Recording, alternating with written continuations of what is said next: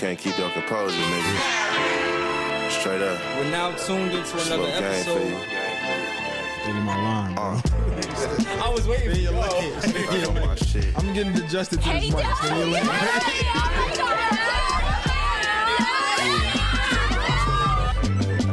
Welcome to Guest Timber, though. This is definitely Guest Timber. Yes, Indeed. I go by the name of Ski, 1/3 of the Triple Crown. Yeah. Here with both of my co-hosts, and before I'm gonna be a gentleman. Before I even introduce y'all, we have a lovely guest today. Yeah. Our first guest, too. Our first guest. Yeah. That's Let's potent. give us a round of applause. Thank I'm doing clapping solid. I got a handful of mic. you. My dream was like the. Solid, you was supposed to chime in. I can't clap. I know, but you was supposed to chime in. No, it's too late now. We have the lovely author and entrepreneur Julivia Christa. Welcome to the DIPP. Welcome. Thank you for being here. Sure. Yeah. Thank you. Thank you for having me. But you gonna introduce us? You can introduce us. Y'all can introduce yourselves, man. Like, you know who it is. It's Hev Hefner, man. 40-year-old 40-year-old everything. phenom. Everything. And then 40-year everything. And y'all know who I am. I always the awkward introduction. Sport. Mr. Dangerous. Mr. Dangerous, yes. I gotta definitely Mr. change. Workbay, Mr. Dangerous. But let's get into it. Like, we got Julivia Christa up here, and we definitely we were looking. Not only were we looking for like an original guest, but we wanted somebody that's like actually impactful and doing something. Like, we just didn't want somebody to come up here just to come up here. Yeah, and when I mentioned to the guys about bringing you up here, like, they kind of knew like what you had already in motion, like. And I think that spoke volume. Like, they seen like, oh, it was happening, like kind of like from a distance and stuff like that. And like you said, like multifaceted with as far as you being an author, and which I think is like one of the biggest things. I feel like a lot of people start down that road and never finish that road, that accomplishment alone. And then with the entrepreneur, so how we always start off our podcast with us being in progress, we always ask people, what do you have in progress? Like, what you got going on? So I am currently working on the second season of my show, right, called The Planet Series. It's a series of stories of survival, but not just in terms of like trauma, but, life. And, I interview people who are in their prime, and we talk about things that are not of the surface. We talk about mental health. We talk about suicide. And I basically just want to spread awareness, in that area. So that's what I'm currently, working on. I just had an event, a networking event, my first actual networking event, but I was actually on a panel. So it was different for me, but that's like something that I'm also in progress, right, doing. I'm working on my next event, which should be at the end of October. Okay. We all look out for that. Took a step back from some of the things I'm doing on a daily basis, right, just to kind of, create these collaborations with other people. Because throughout this entire year, I felt like people were reaching out to me and wanting to collab with me, but I was so heavily invested into my business and, becoming a new author. So I was doing interviews almost every week, and it was just like, I didn't have the time to like collaborate, but I kind of, took a step back from being a full-time entrepreneur and kind of just, working on my own things. So, yeah. Right. So with that being said, like, the Planet series, is that like an extension from your book? And is it based like, because before we dive into your book and what that's about, it seems like it's in a olive branch of what that is. And like, I've tuned in many times to see some of your guests and stuff like that. And there's always somebody that's like not so much like like positive things and stuff like that. I remember you had like the like a black scientist on there, and it was like not too many people see a black scientist and stuff like that. Yeah. So I purposely pick out guests who I feel like are doing, what I call changing the narrative. So, everybody's doing great things. I feel like we live in a time where entrepreneurial is like, can be a series of things, but I purposely pick out people who I feel like are, making an impact in a different way. So in terms of the Black scientists, you don't see that every day. Right. So the Planet series that's something that you'll get from the Planet series, other than other shows and podcasts, Right. and radio shows. It's never going to be predictable, and that's how I wanted my show to be. That's so. dope. What made you want to start the show? So I wrote a book. And it was kind of like I wanted a way to not only just promote my message, but spread awareness. And I know sometimes it can be a very hard thing to talk about, mental health. But I just felt like there was no other platform for me to curate other than a show. Okay. Because I don't just see this being, a season 1, 2, 3, 4, 5 thing. I see it going to TV productions and, you know what I mean? So it was like an extension from, becoming an author. And my story itself kind of birthed the Planet series. So where can people tune in to, before we pivot to the book, where can they tune in for your Honeybee series? Doesn't it live on your Instagram? It does. Okay. So I have a series underneath the Planet series. Right. It's underneath my Instagram. Okay. So you would have to click on, my series. I have 2 different ones. Okay. It's a Honeybee Hill series and then the Planet series. But season 2 is going to be on YouTube. So Okay, my goal is to upload season 1, but Right. if season 2 was to appear as season 1, I'm fine with that. Right. But as long as people know, the show, is not just starting. I kind of already have a following or whatnot. So Right.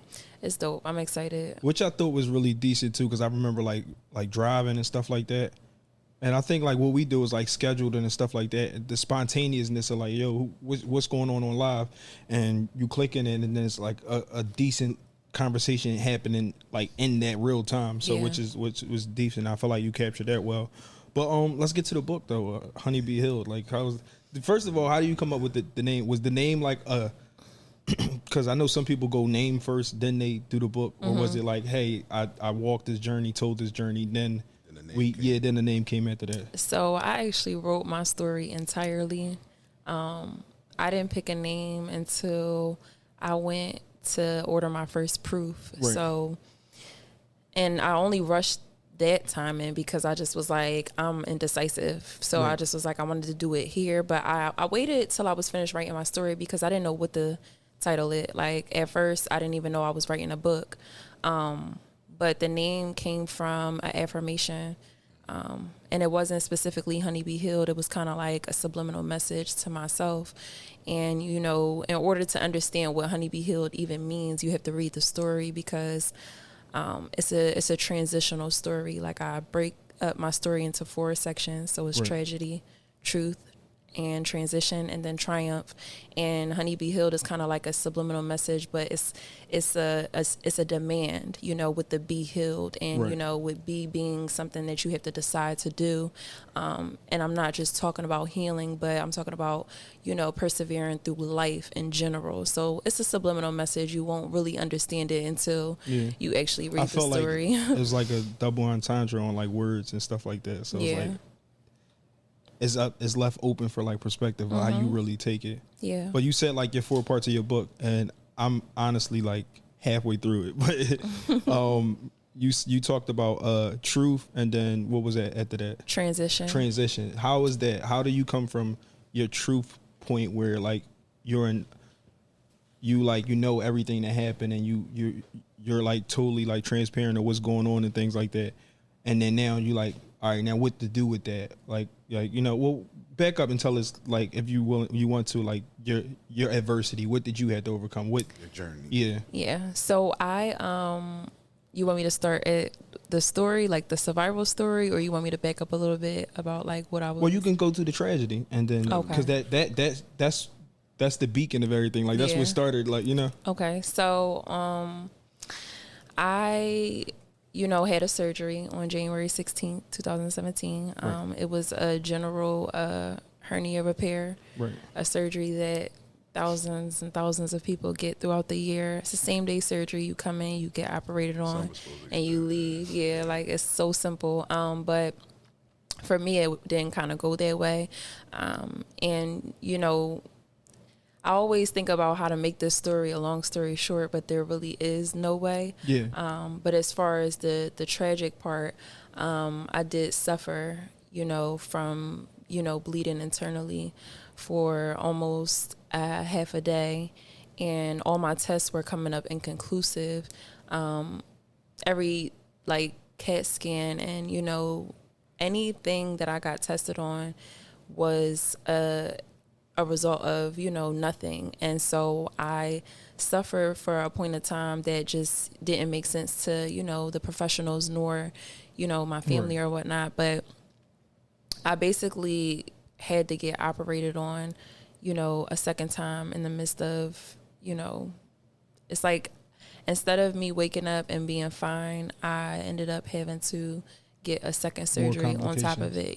My body ended up going into shock. Right. So I was unstable, and I wasn't able to be stable because of bleeding internally. Right. But I was in the ICU for about 3 days, and then I was hospitalized for a week. And the second time around when I had surgery, I had to get a scar. Like, I had to get my incision reopened, and it left me with a scar that, I now embrace, of course. But at the time, I was in distraught because I didn't understand why something I signed up for, ended up going left. Yeah.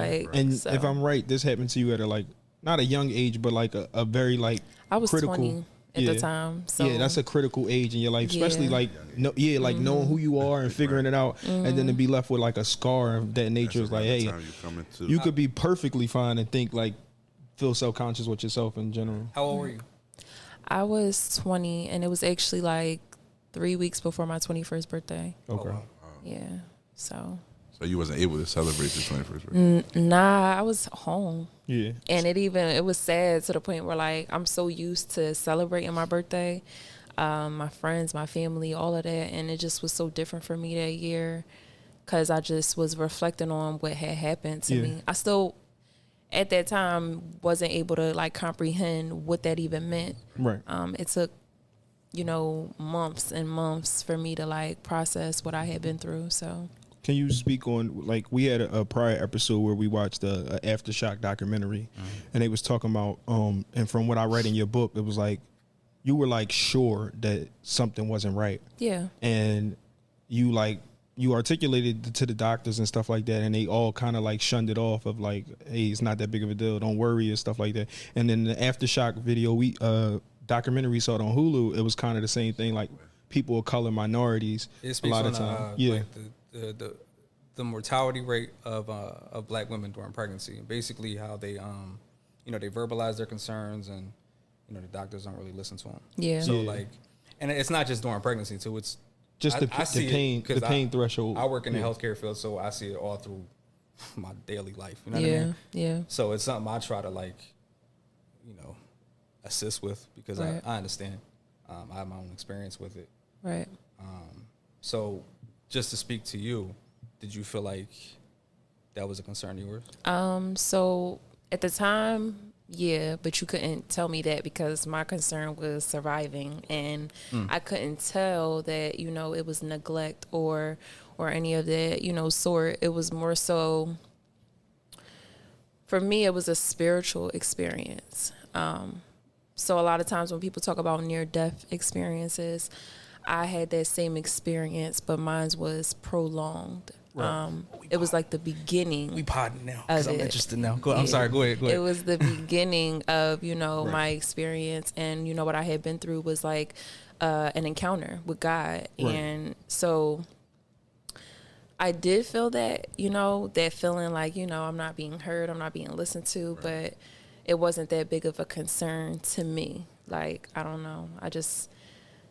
I knew that what I had gone through was God trying to get my attention. I just didn't understand why he had to do it that way. And I was definitely the type of person where I always looked at it how people say good things are supposed to happen to good people. So at the time I'm wondering what did I do? I was very confused at that young age. Yeah. And me trying to process that kind of drove me insane. So I didn't really, have my first encounter with God until my suicide attempt, which was after me suffering from depression and post-trauma and having to like relive those thoughts and moments. But yeah, it really led me to, you know, having a relationship with God. So just to circle back to your near-death experience. Trying to think of like who were you in that moment? And what I mean by that, just to add context to the question, because I feel like that these are two things, right? Life, whoever you believe in, God or whatever architect you believe in, the universe, Allah, whoever designed your life. This is what I believe. Designed your life in a way that your death is very much reflective of how you lived. yeah. For example, Kobe. We know Kobe, the basketball player, but later in his life, after he retired, we know Kobe, the father. Right. How did Kobe die? Right. With his daughter on the way to a basketball game. Yeah. Paul Walker Right. died in a racing accident. So do you feel like in that moment you were the person that you were meant to be in that moment? So no. No? I feel like, you know, that was a very good question, by the way. So for me, I didn't know who I was. And I think that's why God had a funny way of pumping my brakes. Because what I like to call it is, you know, I was going super, super fast in this life, but absolutely nowhere. The things that I would indulge in, the things that, you know, I believed or that I kind of considered, you know, to be nothing, kind of led me to destruction. So like the life that I lived prior to this experience was a life not worth living. Like I was just existing, you know what I mean? And go ahead. And then when I finally found God in the process of all of that, because it was a process, it was a whole, like God was trying to call me and I kept rejecting it. But I felt it though. Like I felt it, and the experience itself caught my attention. So now I'm like a lost child. Now I'm trying to like figure out, you know, why are you giving me bits and pieces of it? Like just tell me why I went through what I went through. And you know, when I read the Bible, right? And when I started reading the Bible, the things that I would read in there resonated with me. But not only did it resonate with me, I started to experience things, what they call in the Bible, the unseen. So when I would pray about things, I would be able to see them, but I would be the only one able to. Right. Like, and so You mean like actual visions? Like, okay. yeah, so it's like I'm praying about these things. I'm praying for clarity. I'm praying for, you know, answers and whatnot.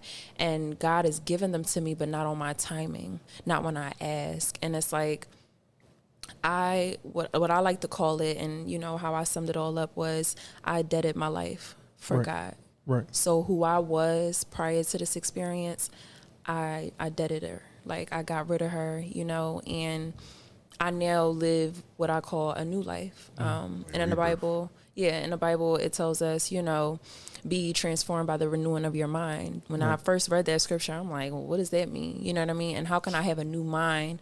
You know, when I was built this way, I was born this way, I was brought up this way. What do you mean by new mind? And what I found that to be is, you know, everything starts with the mind. Right. If you know, research philosophy, research how the brain even works, everything stems from the mind. So when I first read that scripture, I took it for nothing. But the fact is that when I believed in the scripture with absolutely no idea why, it's like it started to happen for me. My mind started to shift in ways that I couldn't even imagine. So the things that I used to not be able to understand now, it's just like, it just sinks. It just makes sense. You know what I mean? That's dope, because I believe in, like, it's parallel what I believe in, because like, so I believe when people have near-death experiences that they definitely come back with, I guess for a lack of a better word, like superpowers. My sister had a pulmonary embolism, and that's her near-death experience. But ever since then, I feel like she's been a lot more, I want to say psychic, but like she's very intuitive of Yeah, I think that too. how Like people are. You know what I mean? And like you could be miles away. Like she'll just call me one day, like, "How you doing?" Mm-hmm. You know what I mean? And it just be out the blue. I won't talk to her for like a couple weeks, and she'll just be out the blue, like, "How you doing?" It's a better appreciation of life, like that spawns that. Yeah. And like with me, I had a near-death experience when I was 11. I almost drowned doing white shit. Drowned in a white water rafting accident. Yeah, I went in a white water rafting accident. I went under the raft. It's funny now, right? At the time, this shit wasn't funny. But like, yeah, I went. Do that at? Yeah, go ahead, bro. I don't remember. Anyway, so I almost drowned. I went underneath the raft. And I feel like ever since then, I've been able to. I've probably avoided 3 or 4 situations where there's no doubt in my mind I would have died. Yeah. Well, I believe that you always have a greater appreciation for a life that you almost didn't have, or whatever the case may be. Yeah. But my biggest thing, to get back to it, what Julivia was talking about, is that you felt that your lowest and like the suicide attempt and all that came. And correct me if I'm wrong, it came at a point where you already overcame the near-death experience. And it's like now you have to live with it. And like, was it that, or was it not? Because like you were already out the hospital, right? Mm-hmm. And it was like now you overcame that, but you can't get past it. Like you're stuck in a point where it's like, you know what I mean? Almost a transition point, and you haven't transitioned yet. I would say the experience happened in January. Right. It wasn't until October, the end of October, I had that suicide attempt. Right. So, and then following that, I got baptized literally 60 days after. Right. On the last day of that year, and I had my first encounter with God. So it wasn't like I overcame the near-death experience. I had to somewhat endure the depression and the post-trauma. What happened to you? Yeah, and I was like going through the motions. I was going through that whole process, and then when I felt like I was fed up, I had my suicide attempt. Right. And then after the suicide attempt, that's when I feel like that started happening. It was like I was overcoming it. But when something like that happens, it's like you don't see what they call like the light at the end of the tunnel. Like it literally looks like it literally looks like, nothing. Like you don't have no understanding of it because it's something foreign to you. Like death is foreign. You know what I mean? So when things like that happen to us as humans, it's like people don't die and just come back. Like, you know what I mean? Like, and then when that does happen, there's significance to it. So for me, I didn't get my full understanding of my story until I got baptized. Right. After I got baptized, everything started to make sense. The things that I was encountering, the torments and the dreams I were having, the attacks I were having, all stemmed up into, God wanting me to, come to him. And then when I came, it was like it all ceased, and I became more intuitive. Like, my intuition just like it grew like no other. My sense of awareness and empathy and all things that make me up of who I am just grew broad, and I was able to express my gifts, my talents in a more positive way, because I was always talented and I was always, I was always optimistic, and I always went for anything that I wanted. So the fact that people see me doing that in a different light is God's plan. Yeah. Like I was doing that behind closed doors is what I'm saying. But, it's a beautiful thing. I feel like God had his way of mapping that out for me.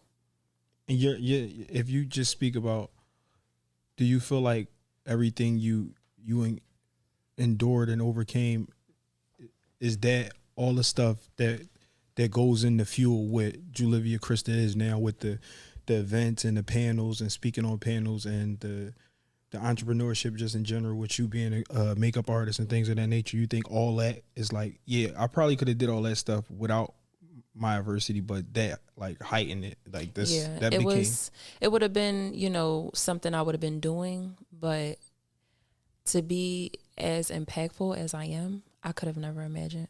I could have never imagined people from across the world reaching out to me and thanking me and feeling so close to me in spirit, though, because I don't know these people, but they trust me in some way, some form or fashion to, whether I'm pouring into them or they're pouring into me, it's like a connection that I feel like is divine. I feel like it's godly. I feel like, you know, we all share that within one another, but we just have to figure out ways to connect with one another. And I found my way of connecting with people. It's a mental thing for me. Like, I understand people on a different level. And, you know, had I not gone through that, I don't think it would have been the same. Yeah.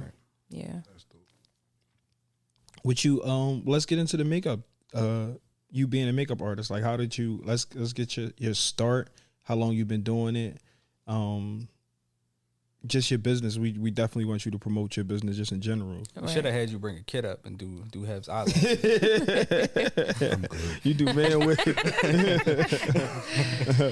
So I always thought of doing makeup. I never thought I could be a makeup artist because, you know, I started back in 2018. At that time, YouTube was a big thing. That's when, like, you know, makeup gurus was a thing, and you know, these people were getting paid to do this. So, but I didn't think for once I could be a makeup artist because it wasn't common. Like, you know, in my city, number one, being from Philly, and then it's just like my peers and stuff, everybody's going to college. So I'm just like, a makeup artist, like, how are you even going to survive?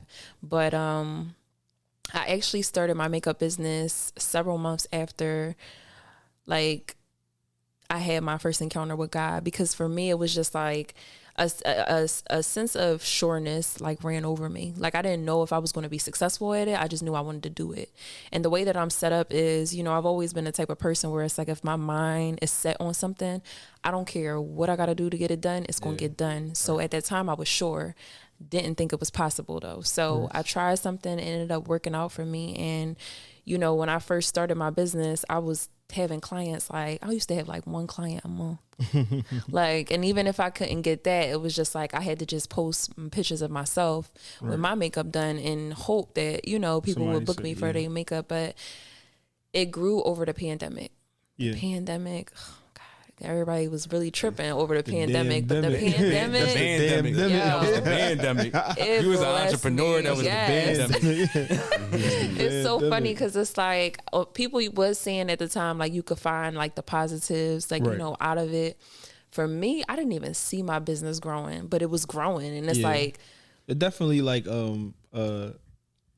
helped the economy as far as like, and fluctuated. Like, everybody had money to spend. Time. At the time. And we were all at home. If you think about it, like, even if you didn't start another hustle, like, you could have came up on another skill. You could have spent more time with your family. It was just, I think it just taught everybody not to take things for granted and put things in perspective also, because I feel like with us having this everyday life of gotta go to work, gotta bring the kids to school, gotta go home and repeat, it's like we forget that it's okay to, like, you know, disconnect from that if you want to. And you don't gotta go to that job. Who said that?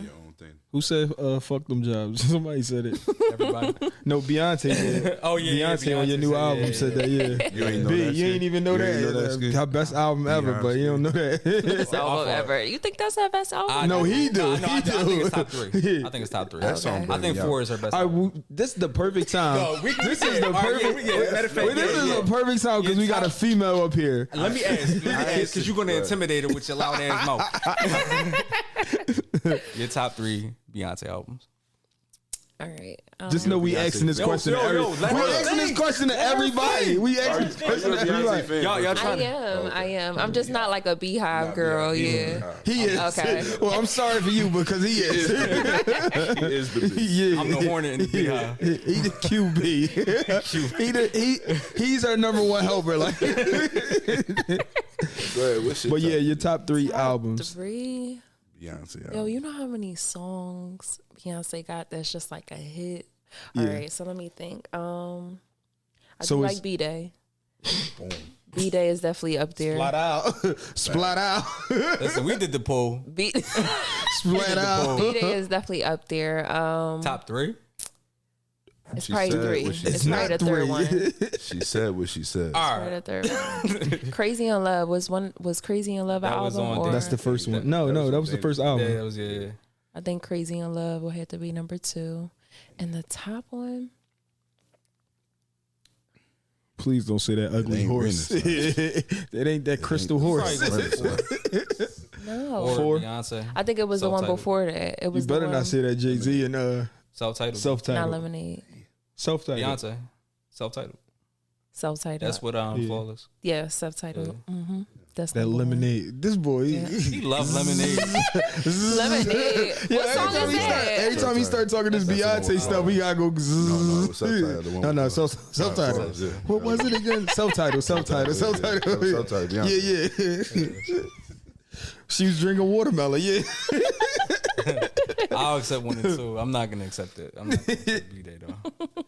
B-Day was a good album. I like Bday. I think that was like she was like really like Here's my coming out argument. in character. Here's my argument. I'm thinking about it from a musical standpoint. Right? Listeners in the It's chokehold, not- like it's they don't not- let this B-Day stuff it's go. not- I don't feel like as a conducive album. B-Day got the hits, but as a conducive album, it's just not my favorite. Okay. We're not going. So what's your favorite? What's your top? It's 4. Oh, now it's 4. Now it's 4. I said 4 Beyonce, and then What song? Remind me of what's on 4. 4's got Countdown, Love on top. Love on Top, Not Freakum Dress. School and Life. Looked it up. Well, that was just B-Day. That's We're gonna B-Day. have to bump whatever I said was third and put 4 B-Day. third. Yep. 'Cause I forgot all about them songs. Yep. Yep. I have to, because if you think about it, like you remember when she was touring with these songs, right? So you don't Like, remember the whole rollout to B-Day when it was dangerous? Don't matter. Not dangerous. He love. trying Ring to the sway alarm. you. You say what you Freakum said. Dress. Say I what you do, said. but then you got to think about like You don't gotta explain nothing to him. You said what you said. Thank you. Yep. You sound like Mickey Mouse on this joint, Yep. man. Like, yeah. What I forgot to say when we brought that, when we was talking about that last time, like that "Break My Soul" song, right? Burnt me out. The Instagram shit, like everybody put on it. Like yeah. I seen a girl making banana pudding, and she talking about you can't break, Break my my soul. soul, Ain't nobody yeah. worry about your soul, lady. Yeah. Like that definitely that didn't burnt apply. me out. Like, I'm telling you everybody right had that now, one song. if B-Day would have came out during the TikTok era, you would have been burnt out from a lot. yeah, Oh, for sure. she made those. But type that of was the songs. impact because she was the first person that you saw. She did a video for every song on that album. On B-Day, ring the alarm and all that stuff. All right, man. Freakum I gotta Dress. listen. We ain't gotta do the Beyonce pod. I already got my answer. We gonna talk about this off camera though. But let's get into where can we pivot from here? Let's talk about the entrepreneur talking on the panel and stuff. Like I saw a lot of videos of you, and it was dope. It was you and 2 other your partners and stuff like that. And how was that? Like that was like your first time. Like, well, I know you did like book signings and stuff like that, but that's your first time being like what you call it, keynote speaker. Yeah, well, people probably call it like a public speaking type of thing. I mean, you was listed. What's your comfortability level as far as like being in front of an audience and speaking? So for me, I always get nervous. But the thing is, I've always been on stages and stuff like that. So it's like I don't mind having all attention on me. It's just speaking. Yeah. Like the part where it's like, you know, all eyes is on me, and now It's that it's silence. for a reason. When, you know what Yeah. kills me? Like when I make a pause in between sentences and then it's like nobody's saying anything. Like everybody's just looking at me. It's Tough really crowd dense. tonight. Yeah, Tough crowd tonight. that's the part that really I gets started me. mumbling this shit. I remember like in school when they had to get up and you had to get your little thing. Well, I was shaking. listen and to shit. this. Listen to this. Mumbling. Let me tell y'all a story. I was, and some people believe it. Some people say it's fake. But I was my 8th grade class president. So now I got DMs so people would figure this out. All right. So I was the 8th grade president. So we Troy had 2. Obama. We had 2 buildings. We had a annex and then we had a main building. So at the annex, it was another girl. She was the president there, and I was the president at the main building. You know, main building always better than the annex. Like, but she had somebody like really helped her with her speech. And like she like quoted like Martin Luther King and stuff in there and Cooked you. yeah. Oh man, did I? And I blame my parents because like nobody like yo like you've been working on your speech. No, I was outside. Like I wrote some things down and then I kind of like the week before we had like cause you know towards the end of the year they rewind, they like it's winding down. We had something in the 8th grade performed like a game night and I was like the host and I did well. I killed that. Like I was comfortable enough and I was like freestyling and I just felt comfortable. Like, you know, when you feel that comfortable level on stage, you don't even see the crowd no more like that. So I didn't This time everybody was quiet, sitting down, and they just looking at me, and I'm like, the dog. Like I was horrible, and I was like, ever since then I was like, I'm not speaking in front of people no more. Right. Like I avoid it. Yeah, I couldn't do it no more either. But how you like it though? You like? I love it. So for me, I feel like I do it behind closed doors. Like I'm always talking to people. I'm always like. Yeah. Having conversations or engaging with people, I should say. Like I'm that person that comes to the party or function or whatever, and I'm like, y'all really think they got stars in space? You know, like, and I'm just like, and he's like, oh my God, here she go. But yeah, that's me. But no, like my first couple of times speaking, I was definitely nervous, more nervous, I would say. Yeah. And that's because I was trying to prepare myself for that. So like now I do things like, you know, I'm listening to either silence or I'm praying, or like it's just like a one-on-one type of thing. Like if it's music or whatever the case may be, like I don't try to have too much going on before I go speak or whatever. Cause I just feel like I'd rather go with my thoughts kind of like clear. Yeah. Preparation makes me more nervous. Like, cause I feel like, dang, what did I miss? Or, you know, and then I'm trying to like backtrack and all that. I'd rather just pray about it and then go. Like whatever, you know, the Bible says the mouth speak what the heart is full of. So if my heart is constantly full of, you know, whatever it is, that's what's going to come out anyway. So, and you got to remember, like, the people are coming to see you. Like, yeah. So, like, what you so like I still need to be myself. That's another thing. Like you kind of strip yourself from, you know, being raw and authentic when you gotta go up there with a paper or you know, notes stuttering and stuff like that. Now just diss me, like, all right. That trick work, they say, stare at one person, like focus on one person. On one person. No, they say stare at imagine everybody in their underwear. That's what they do. That's what they say. That's what they say. I No, but laughing. I did hear that. I heard that you are supposed to like instead of looking at the crowd as a whole, you're supposed to like stare at one person, the next time stare at that person and stare at and it'd be like, you looking at me? Like, you know what I find to be the hardest thing about like public speaking is like body position. Like it's just like really awkward. Well, that's you in your head. Yeah. Because then you start worrying about how you stand, and you stand every day. Like, so I did a best man speech one time, right? And I'm standing, and the whole crowd was like to the left, but I'm standing to the right, and it's just a dance floor. Yeah. So as I'm talking, I notice like I'm still swaying to the right, but nobody's the fuck there. Yeah. so like I'm like in my head, I'm like, damn, like I gotta stop like really looking to the right because I'm talking to the catering staff right now. Like I'm not talking to nobody about what's going on. I definitely look at the person, like look at the people in the crowd. And it's crazy because the first time I ever spoke to people, it was children. Right. I actually spoke to kids. Oh, that's easy. For a nonprofit that. Kids are honest. No, younger kids, and it's like a innocent honest. Like they will cook the shit out you and with a smile on their face. Who let ugly up there? Or why you sound like that? Like, you know, they'll just like question it or whatever. But it was definitely kids, and they were. I mean, for me, I thought it was gonna be easier because I'm like, they kids. Yeah. It felt the same, you know, because it's like all eyes on you. Right. So I want to ask you this question: was this because you talk about your Planet series, and my first initial like when I approached it and I saw it and stuff like that, it was like, what does Planet mean to you? And I'm gonna tell you what it mean to me first, and then I want you to tell me what you mean to you. But me, I'm like so big on like what we say, like being grounded, like being human about things, and being able to like if you're planet and you're in the soil, your direction is aiming up, like you're growing. And I always speak on the fact that like people water petals, but if you want to grow, you water the soil, you water the ground if you want to grow. So when I hear you say planting and stuff like that, it means like, to me, it means like very grounded and stuff like that. What does that mean to you, and where did that come from when you like? Because you got a lot of like plants and stuff going on, bees and stuff like that. Oh my gosh! No, it's funny because I also use a wilted rose. To kind of like show you a horticulturalist. So, but no, the flower and the bees and all that really don't have no significance to it. I feel like everything kind of stems from my beliefs. So like everything is like biblical and everything is, you know, it just stems from like what I believe in spiritually. But the Planet series came from a scripture in the Bible where it talks about, you know, God knowing the plans he has for you.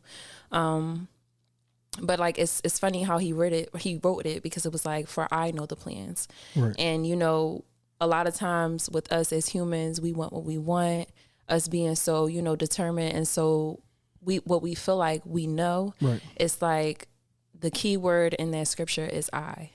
Yeah. Like, God never told you what exactly it would be, but he knows. And it's like, you have to find comfort in that. You have to find solace in that. So I found that, and I came up with the Planet series. And it stretches from, you know, plans to prosper you. Like, that's really all it means. Like, so in a different way, how I would explain it is, you know, if you were planted, this is what I ask my guests at the end of every show. You know, do you believe you were planted? Planted meaning, you know, God didn't just put you through something to bury you or to have you forgotten about or to diminish you or to destroy you, but there was intention to grow behind. you. And it was intentional, and it was, you know what I'm saying? There was purpose behind it. Do you feel like, you know, you were planted? Purpose, yeah. I'm trying to be more conscious of using the word purpose instead of intention. I feel like intention is more short-sighted. Purpose is more the long journey. Mm-hmm. So. Yep. And that's really what it's about. Like, you just knowing that, you know, and it doesn't matter what, like, stage of planted that you're in. It's just knowing that, you know, God has you where you're supposed to be for that very reason. And, you know, you got to find solace in that. So, and that's why my show, I feel like is so decent and different, because it's like, yeah, we talk about what you're doing and what's great, but we also talk about, you know, things that not everybody wants to discuss. So, yeah. You gotta fit all three of us in the camera. I don't know if we can fit, but we'll just squeeze together, like put my head on somebody's shoulder. Pause. We're not doing that.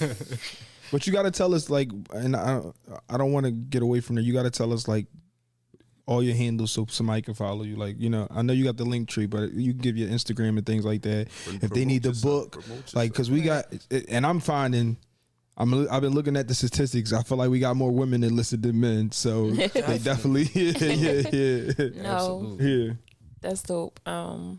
So number one, thank you for having me. I feel like you for coming. I'm always, you know, grateful for opportunities. So I appreciate it, but I also want to, you know, let you guys know that you can come get fit with me. I have workout classes every week, twice a week on Thursday nights and Saturdays. Are you a trainer too? Yeah, she's big in the gym. So I'm not a physical trainer. Okay. Or a personal trainer, they would call it. But I do fitness inspiration on Instagram. So I do make content. I do, you know, promote my workouts, and the workouts where I get my workouts from is from my sister, her brand. She owns a brand called Fitness by Age, and, you know, we have workout gear, workouts. We're about to launch a website that is stream online workouts, our online classes, and basically all your fitness, you know, needs. So yeah, come get fit with Age, you know, where we build. And you can find, you know, all my social handles and all my links to the classes and my interviews, the movies that I'm featured in. All the links are in my bio on Instagram. My Instagram name is Miss Scar No Face. That's MSSCARNO. Yeah, I couldn't read it at first. BCE, yeah. We'll throw it in. I'll put it in. Yeah, we'll throw it in our bio. It's so funny when people try to pronounce it because they don't know, like, different I remember words. when a priest was first telling me about you, and he was like, "Oh, you saw the page," and I'm like, "I don't know what that say. I can't, like, you know, I was you looking at it. I was like, distinguish some what's stuff." this encryption? Yeah, like, you can't. I couldn't break the letters down. Yeah, I really Right. couldn't. And it's funny because it's like, it's Miss Scar No Face, but the face is spelled FVCE. With the V, yeah, I think the V threw me off. Yeah. And I put it like that on purpose. Twitter, Instagram handle. Yeah, you gotta do something about that. His Instagram handle is horrible. I'm gonna work with somebody. It's First of all, it's feminine based because it's about your pictures. it's Instagram is portraits about of a good guy. The portraits of good guy. Portraits of a good guy is his Instagram handle. I thought it was decent. How would you grade that? You think? So Instagram. So the On a scale thing from 1 to is, 3, we about to do our Instagram handles. Top 3 Instagram handles. It's like, No, you do got a cool. What's the name? He got a cool. What's the name? He got a cool Instagram name. But I feel like that's what Instagram is, though. Like if you think about it, it's not supposed to be like I am such and such. Like it's like everybody does that now because that's the trend. But it's like when I was growing on Instagram and stuff like that, it was always stuff that represented who I was or like a personality type of thing. Like everybody's so serious now. Like I am the one. I am. You know, like, and it's just legend. Like, yeah, like, all right, Will. That's not what it's for. So a nickname is cool. Like, you know, I've always been. You're not a good guy though, but all right. Just, I don't know, like pretty or princess. It was always pretty or princess, but I'm like. You a Barb though, ain't you? I am a Barb. Yeah. I am. Like I said, Nicki Minaj. Like full blown. Like I'll rap all her songs right here, right now. I'm a Barb too. Give me a verse. I want a verse right now. Y'all don't like Nicki? No, he like one. He like Ice Cube. Ice Cube and Magic Johnson. He like Ice Cube and Run DMC and shit like that. Yeah. Public Enemy, like I love Nicki. See, I was a Barb before that was even a thing. Like I love old Nicki on the steps rapping with niggas and all that. Like like with the DJ on the back. That should be your Instagram, OG Barb. OG Barb. I don't dislike Nicki, by the way. That's not my cup of tea. Oh, okay. So what type of female rappers you listen to? He don't. MC Light. Missy Elliott. No, not to be malicious or nothing, but he like the ugly ones. Okay. He like the ugly rappers. I like Rhapsody. Remy Ma before Papoose. Yeah. You know. Them type. MC Light. The Brad before the Ladies Night video. Lady Luck. Yeah, Lady Luck. The Brad before the Ladies Night video. Yeah, the Brad in boxes. He like her. Baseball jerseys and boxes. Yeah. Brad was alright though, y'all. Yeah. You would say that. You would say that. But this is episode what? 17. This is episode 17. This is guest. What I'm calling it? Guest Timber. Yeah, all month we coming with guests. I think we kicked it off with a really good episode. So. Yeah, this definitely was good. Thank you so much for coming. We appreciate you. Yeah, no problem. Definitely. And she's supposed to do.